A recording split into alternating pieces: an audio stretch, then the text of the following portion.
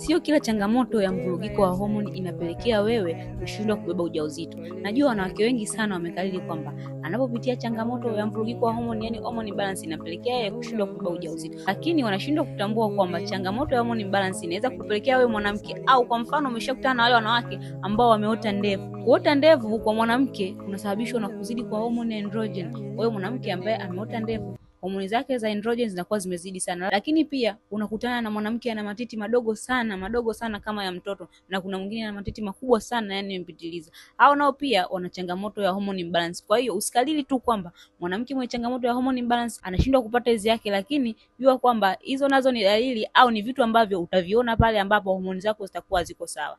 Kwa hiyo wewe mwanamke ambaye unapitia changamoto hizo nilizozitaja, au una changamoto za hormone imbalance, usisite kunitafuta. Chukua namba yangu hapo juu nitafute. Lakini usisahau kushare video hii kwa wanawake hata 5, 10 ili nao waweze kupata ujumbe huu.